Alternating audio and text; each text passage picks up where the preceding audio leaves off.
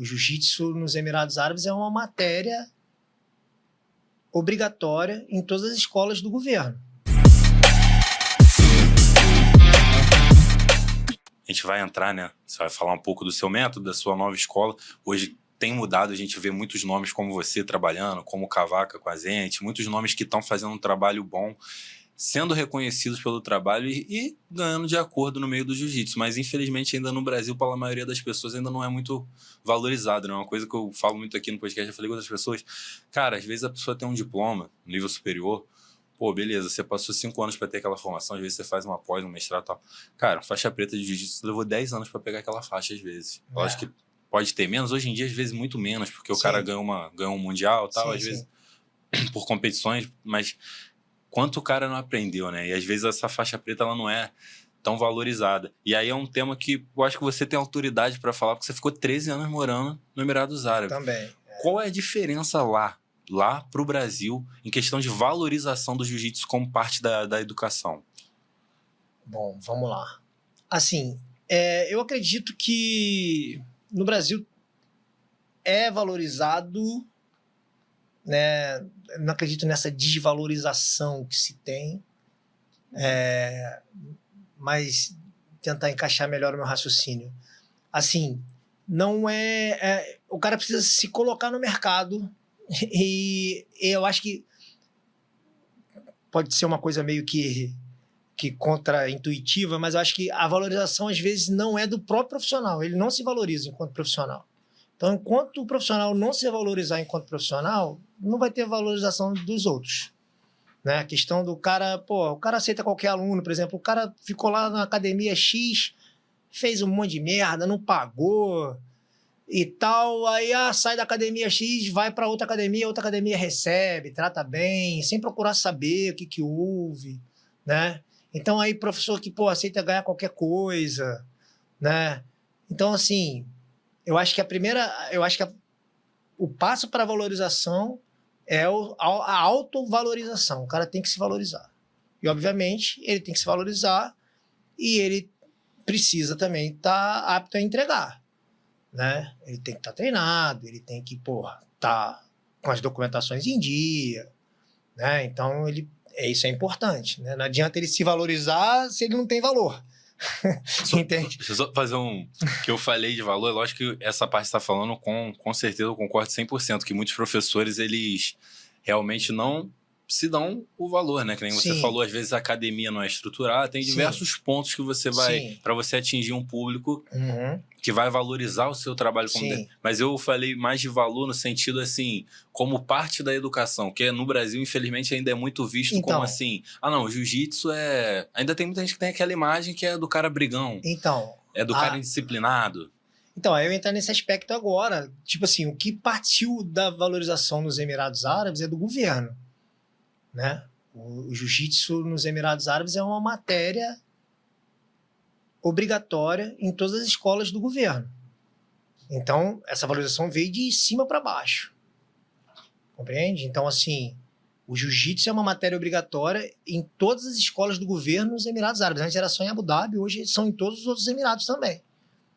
Né? A escola que não tem é porque ainda não tem a estrutura para receber. Mas é uma matéria obrigatória. Lá você dá aula em academia ou escola? Então, o projeto ele acontece basicamente em escolas e em bases militares. E agora também na polícia. Mas existem algumas academias da própria empresa que toca o projeto. Né? Tem academias da federação, que é a ADMA, e tem academias privadas também. Tem De La Riva, tem Gracie Humaitá, tem Roger Gracie. Então, assim, tá bem difundido. Entende? Porque tem nas escolas particulares, né? Nos horários, como é aqui no Brasil. Entende? Então, uma valorização maior lá e, obviamente, o governo, né, popularizando isso, colocando nas escolas. Os pais vendo o bem que isso faz para os filhos. Porque faz. Né? As competições, ao vivo, passando no principal canal de esporte em horário nobre. Entende? Os caras de grande nome lá recebendo, os atletas locais recebendo salários extraordinários. Recebem incentivo do governo? Não recebe pouca coisa, não. Dinheiro lá. Então, Pô, então assim, tem seleção, tem o National Team Under, né? Até 16 anos, até 21 anos e acima de 21 anos, que é o profissional, entende? Então, assim, a valorização lá veio de cima para baixo. E aí todo mundo começou a enxergar o quão o jiu-jitsu pode transformar, entende? Pode transformar. E lá eu tive essa percepção, porque eu fiquei lá 12 para 13 anos, cheguei lá, pô, éramos 40 professores, agora tem mais de 2.000. Caraca. Lá eu tive a percepção que o jiu-jitsu meio que transformou, não transformou um aluno, 2 alunos, tá transformando, posso dizer, que uma nação até, entende? A galera que, pô, pratica, a galera que, pô, mudou o lifestyle, sacou?